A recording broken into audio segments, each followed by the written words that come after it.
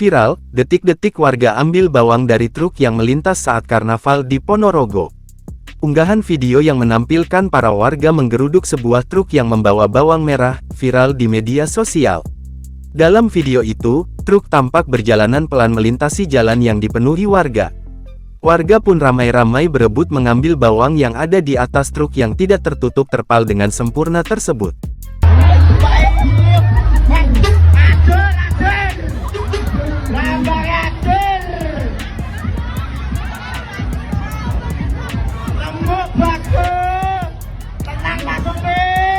Melansir Kompas.com, Kapolres Ponorogo AKBP Wimboko membenarkan adanya peristiwa itu.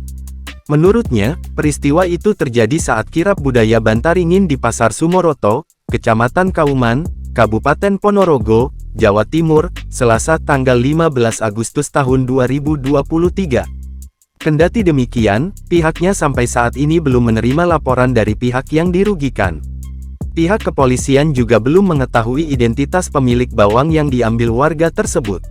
Wimboko menuturkan, jajaran kepolisian sebenarnya sudah mengantisipasi dengan pengalihan arus saat kirap berlangsung.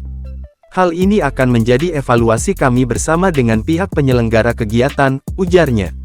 Dikutip dari laman resmi Pemkab Ponorogo, kirap budaya Bantaringin merupakan event unggulan dalam Grebek Suro di Ponorogo.